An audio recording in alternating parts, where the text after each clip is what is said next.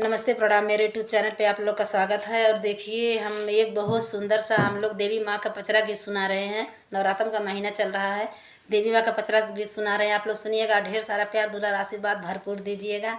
और चैनल पे नए हो तो चैनल को लाइक सब्सक्राइब जरूर करिएगा। जितने मेरी चाची, माई, भाभी, दीदी, भैया, जितने लोग मेरा वीडियो देख रहे हैं सबको वीडियो देखने के तहे दिल से धन्यवाद। जितने मेरे सब्सक्राइबर भैया हैं सबको मैं चरण छू के धन्यवाद करें। जो छोटे हैं उनके लिए आशीर्वाद है, बड़ों के लिए प्रणाम है, अब बीच वालों के लिए नमस्कार है।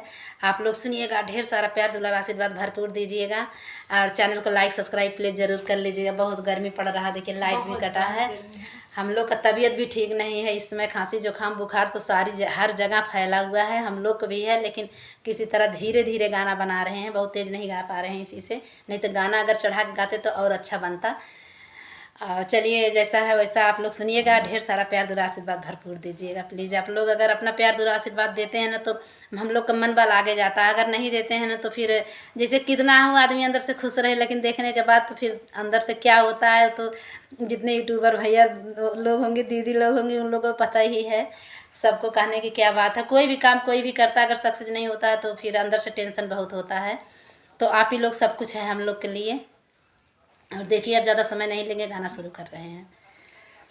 आवन मोरे अंगना है मोरी मैया, आवन मोरे अंगना है मोरी मैया, आवन मोरे अंगना है मोरी मैया। गाय के गोबरा से अंगना लिपैबे, गाय के गोबरा से अंगना लिपैबे, अंगना लिपैबे हो अंगना लिपैबे। गाय के गोबरा से अंगना लिपैबे, अंगना लिपैबे हो अंगना लिपैबे। सजाइब तोहर बेदिया है मोरी मैया, सजाइब तोहर बेदिया है मोरी मैया। आवना मोरे अंगना है मोरी मैया, आवना मोरे अंगना है मोरी मैया। काशी बनारस से जलवा मंगैबे, जलवा मंगैबे हो जलवा मंगैबे।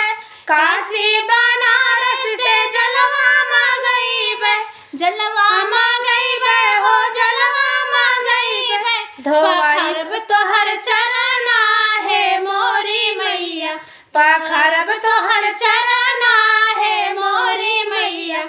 आवना मोरे अंगना है मोरी मैया, आवना मोरे अंगना है मोरी मैया।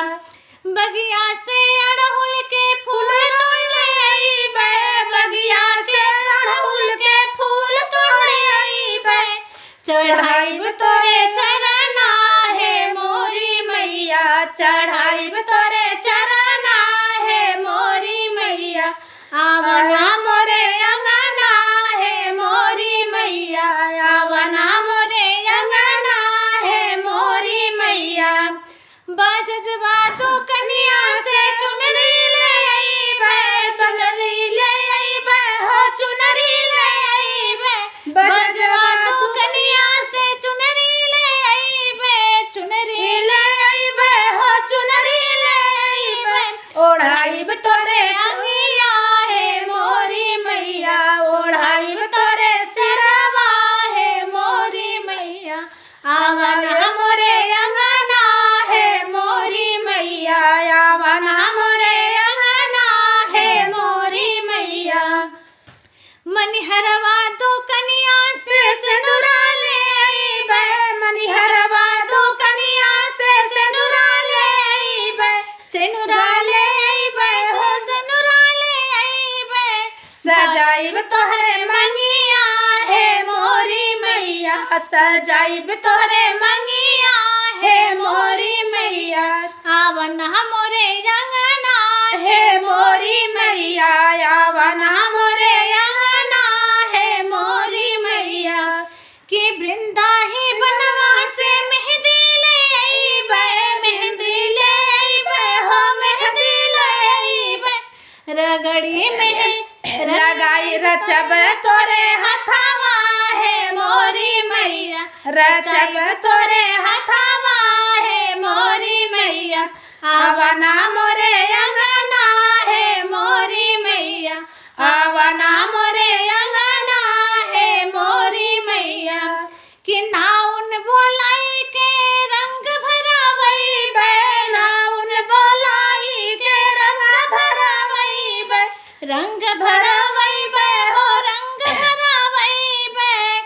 लगाइब तोरे गोड़वा हे मोरी मैया, लगाइब तोरे गोड़वा हे मोरी मैया, आवना मोरे अंगना हे मोरी मैया, आवना मोरे अंगना हे मोरी मैया।